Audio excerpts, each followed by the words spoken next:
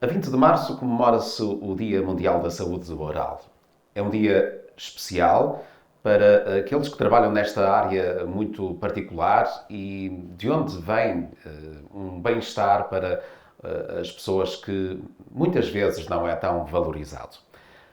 Vamos conversar com Paulo Caniço, é diretor clínico da Esmalte Clinic, sobre este dia e também sobre os desafios desta área da saúde oral. Muito bom dia, Dr. Olá, Paulo bom dia, Caniço. Bruno. Os portugueses continuam a não valorizar o suficiente estas questões relacionadas com a saúde oral. Vale a pena continuar a celebrar este dia? Assim, se vale a pena, eu vou começar pelo fim da pergunta, se vale a pena continuar a celebrar, eu acho que sim, porque até acaba por ser um reforço no sentido de se valorizar mais a saúde oral.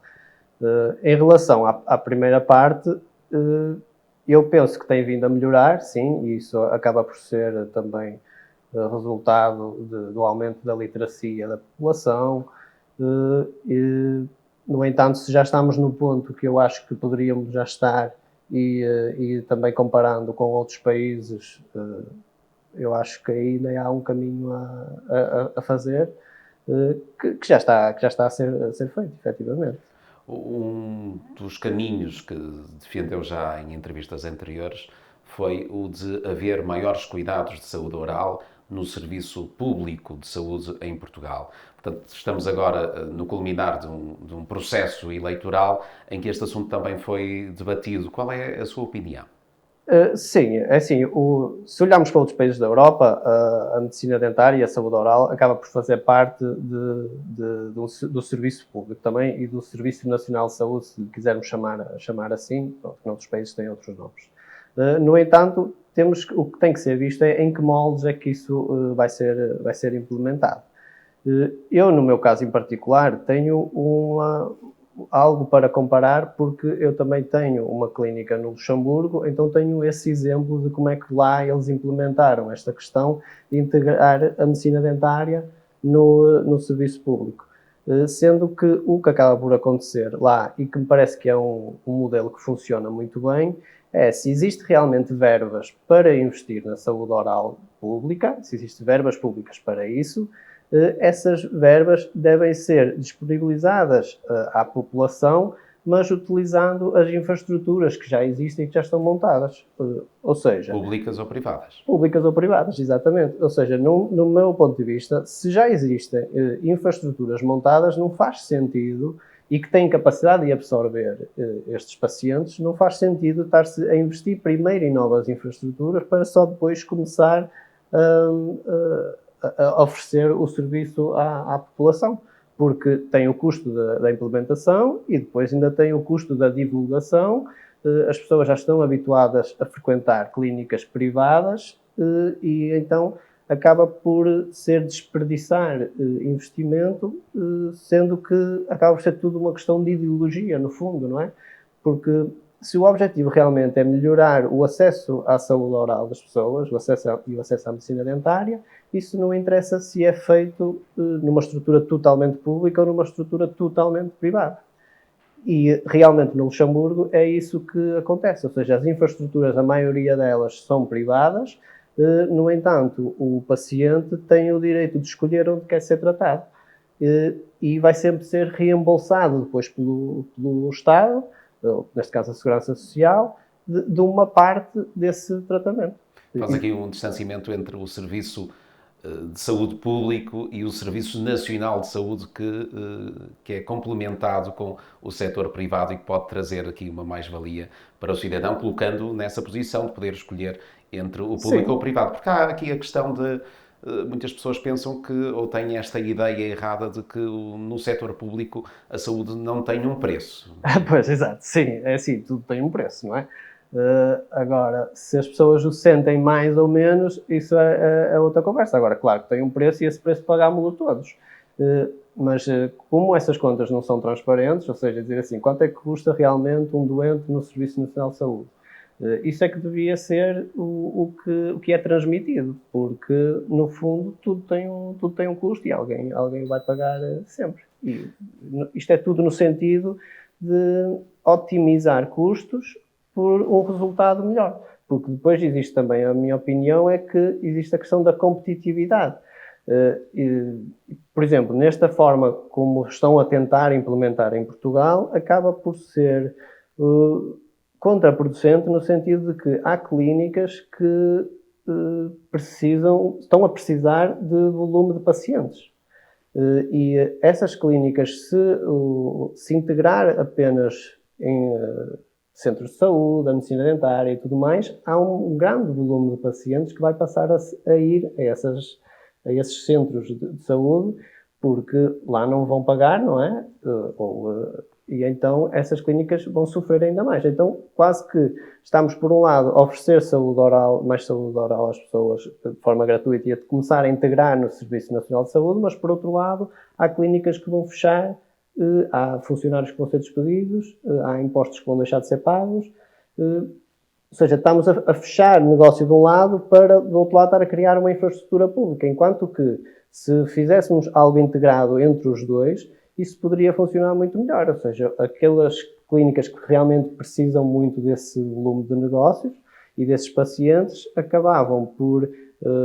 Pois os moldes era uma questão disso de ser pensado, e a Ordem dos Médicos Dentistas penso que até já sugeriu algo do género, ou funcionar como no Luxemburgo, o paciente a seguir envia a fatura para os serviços da Segurança Social e é reembolsado do valor da consulta, ou mesmo a própria clínica envia um documento a dizer que fez X tratamento e depois sofrem o reembolso.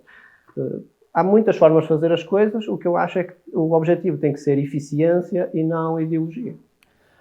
Noutras entrevistas também, e vou referir-me a isso, fala na especialização da sua clínica em particular, da Esmalte Clinic, colocando-a numa posição em que certamente será difícil o Serviço Nacional de Saúde conseguir chegar a essa especialização, esse cuidado que pretende oferecer aqui na sua clínica. Sim, mas eu acho que a integração no Serviço Nacional de Saúde acho que não é tanto nesse sentido de abranger tratamentos mais complexos, que é aquilo que nós acaba por ser o core que nós temos aqui.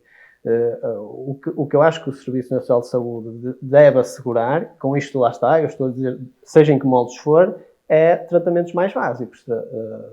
Controlos semestrais, limpezas, extrações dentárias, desvitalizações, ou seja, tratamentos básicos que qualquer pessoa deve poder ter acesso, okay? Independentemente da capacidade financeira que tenha. Quando entramos em tratamentos estéticos, tratamentos altamente complexos, implantes, aí já, obviamente, que serão clínicas mais especializadas. Eu acho difícil o Serviço Nacional de Saúde acabar por abranger isso, até porque já acontece a mesma coisa em outras áreas da medicina, não é? Defende esse acesso universal a todos os cidadãos destes cuidados de saúde, até porque a saúde de um indivíduo, a base dela está na saúde oral, o que é muitas vezes descartado, ou esta importância não é considerada desta forma. Pelos vistos não tem sido, não é? Óbvio que lá está a ser feito está a ser percorrido um caminho, mas isso já é mais do que sabido, de que realmente a saúde oral acaba por estar interligada com todos os outros sistemas que nós temos a trabalhar no nosso corpo, principalmente o sistema cardiovascular, que está diretamente ligado, porque se nós formos a pensar, a nossa boca é uma porta de entrada para dentro do nosso organismo, não é?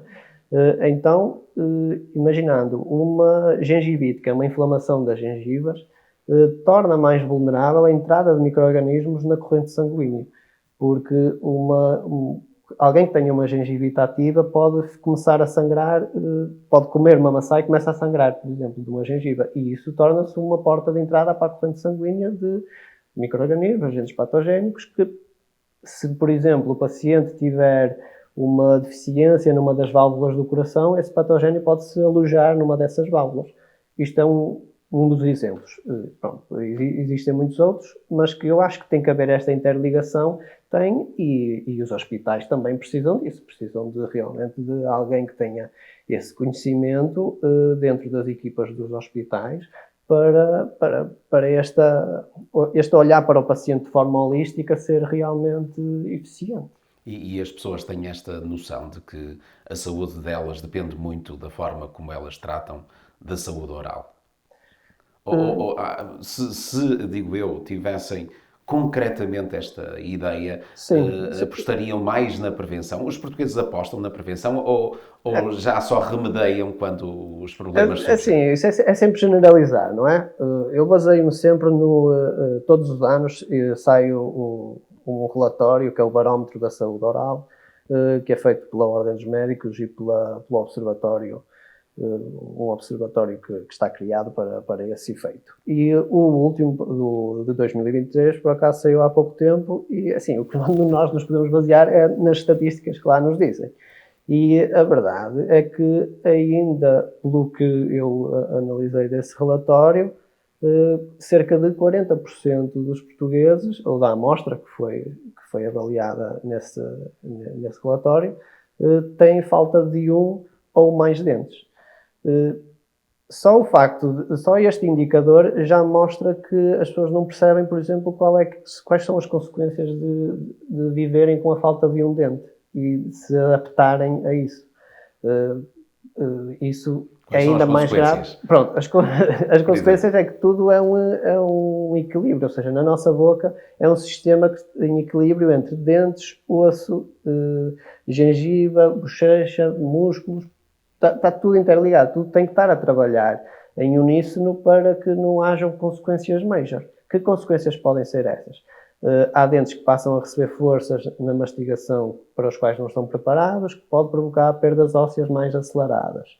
Ou seja, alguém que tenha perdas dentárias com 30 anos tem a sua boca a envelhecer mais rapidamente do que alguém que não tenha. Esse é um dos exemplos. Então, se as pessoas não valorizam a perda de um dente e não procuram repô-lo de alguma forma, muito menos a parte preventiva, de fazer higienizações semestrais, visitar o médico dentista mesmo que não tenham qualquer tipo de dor e tudo mais. E realmente as estatísticas mostram isso, que cerca de metade vai uma vez por ano ou nem sequer isso. Ou até se esquece de ir ao dentista? Sim, até se esquece. Nós, por acaso, tentámos manter um lembrete e chamar os pacientes, assumimos esse compromisso com eles, de ligar-lhes sempre a relembrar que está na altura de virem, porque realmente 6 meses passa rápido e se andarmos confortáveis não estamos a pensar em ir ao médico dentista. E então nós decidimos criar um sistema desse género para controlar isso, porque ter os nossos pacientes sob controle acaba por ser melhor para toda a gente. E aqui na Esmalte Clínico, quais são os serviços em que, de certa forma, podemos dizer que se especializaram? É assim, nós neste momento acabamos por ter especialistas a trabalhar em todas as áreas da medicina dentária. Eu diria que as mais especializadas é a implantologia, que é a substituição de dentes em falta com implantes, que são raízes artificiais, e a ortodontia, que é a utilização de aparelhos para movimentar os dentes, para os colocar numa relação mais correta e que lhes permite uma melhor higiene, permite uma melhor mastigação e permite uma distribuição melhor de forças quando eles mastigam.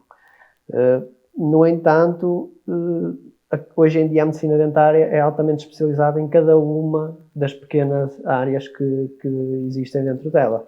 Então hoje temos especialistas em desvitalização a trabalhar cá, que só fazem isso, não fazem mais nenhum procedimento a não ser aquele.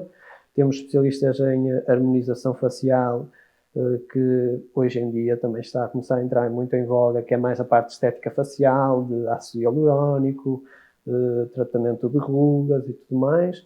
Temos também um especialista na parte articular, a articulação temporomandibular, que é uma articulação altamente complexa do nosso corpo. Um bocado um especialista em cada uma das áreas, porque começa a tornar-se tudo tão complexo que as pessoas o profissional tem que afunilar numa área para realmente atingir a excelência. E então tem sido esse o caminho que nós temos tentado trilhar, para que realmente, qualquer que seja o problema do paciente, nós tenhamos alguém altamente capacitado para o resolver. E tem sentido o reconhecimento dos doentes relativamente a este cuidado em especializarem-se e em trazerem para aqui, para a estrutura, pessoas capazes de resolverem os problemas?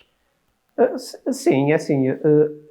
existe sempre uma ideia e nós vamos sempre desconstruindo isso ao longo do tempo e cada vez tem sido mais fácil, realmente, que é as pessoas gostam sempre de ser atendidas pela mesma pessoa. E antes estavam habituadas a que essa pessoa fosse eu. Porque à medida que vamos crescendo, eu fui abarcando, lá está, mais profissionais. Mas se isto exatamente que eu lhe estou a explicar assim, se lhes for explicado a eles de que aquele profissional, apesar de você não sentir tanta empatia com ele como sente comigo, se eu lhe explicar que ele é muito mais capacitado para executar aquele procedimento, deixa de fazer sentido você ser atendida por mim para fazer isso. Se realmente for fazer um procedimento em que eu sou o mais capacitado, aí sim vai ser atendida por mim.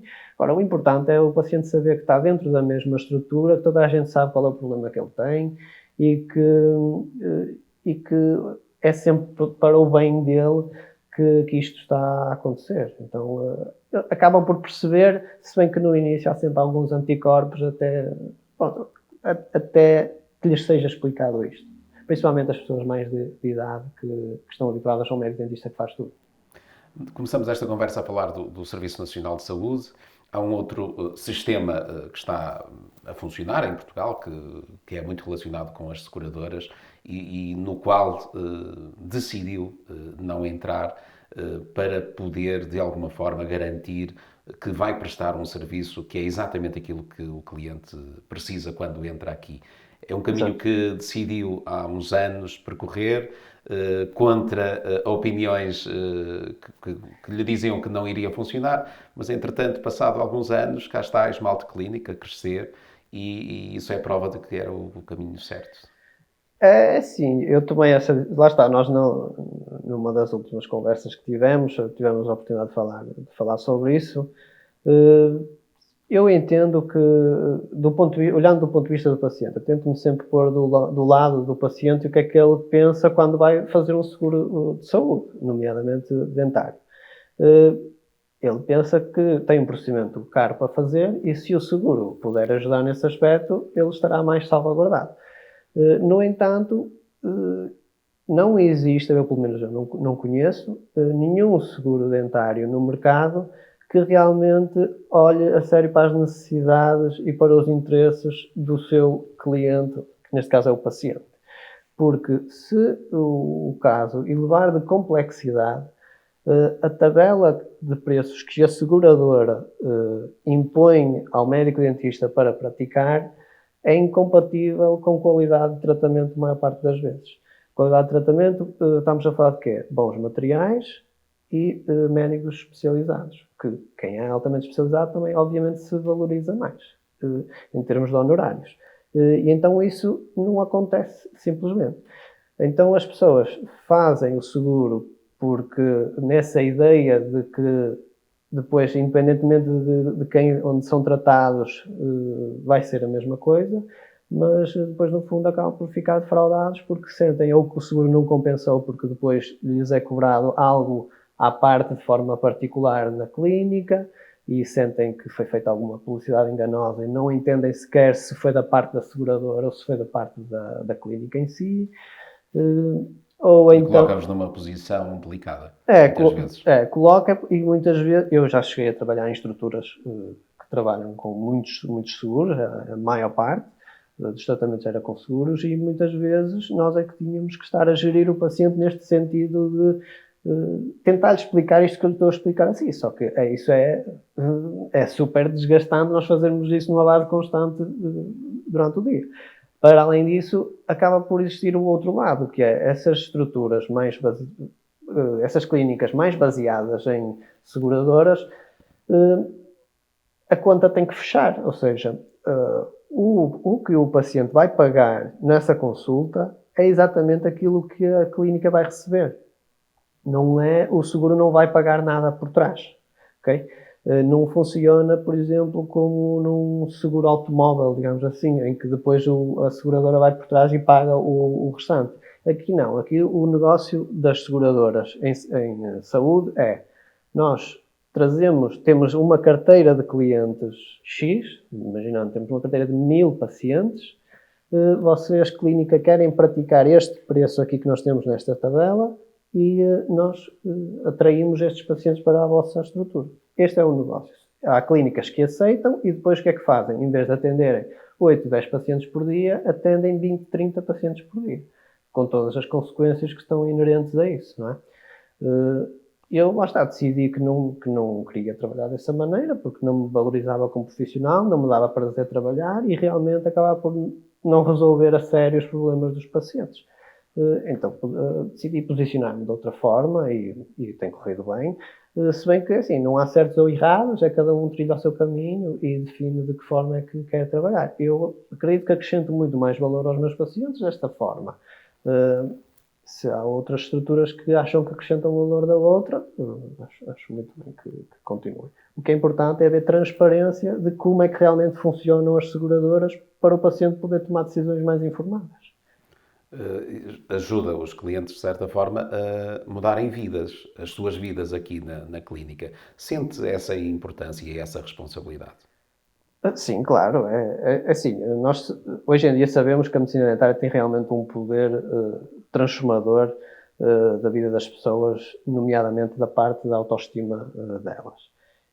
E é sempre uma responsabilidade a alguém que nos confia desta forma a sua saúde e principalmente a sua autoestima, muitas vezes quando já passaram por tratamentos anteriores em que a expectativa foi defraudada. Isso ainda aumenta ainda mais a nossa responsabilidade quando vamos pegar nesses casos. Mas realmente isso é aquilo que me faz ser apaixonado pela profissão, é essa parte de saber que realmente temos impacto na vida das pessoas e que lá está, alguns pacientes tornam-se mesmo amigos, já deixa de ser uma relação paciente-médico e passa a ser um amigo depois de chegarmos ao objetivo final, de tamanha que foi a transformação na vida dessa pessoa. Então isso é o mais gratificante que eu tenho na minha profissão. Quer contar alguma história? Sim, posso contar. É assim, existem vários, não tenho assim uma história caricata ou única, mas aquilo que nós notamos mais acaba por ser o paciente acaba o tratamento e durante esse tratamento todo era uma pessoa mais cabisbaixa, mais tímida, não tão sorridente, não era tão brincalhona e nós acabámos o tratamento, depois costumamos chamar de 6 em 6 meses para controlar. Quando controlamos, às vezes apanhamos pessoas muito mais asseadas, muito mais vaidosas, já com o lábio pintado, mais brincalhonas. Então isso acontece muito recorrentemente, principalmente nas senhoras. Agora, assim, alguma história assim em particular, assim de repente não me estou a lembrar, mas isto acontece de forma recorrente. Ou estarem mais magras também, porque entretanto começaram a cuidar mais delas próprias. Assim, Sentem essas melhorias. Acaba tudo por estar interligado. E o que é que as pessoas devem fazer para celebrar o Dia Mundial da Saúde Oral? Algumas sugestões.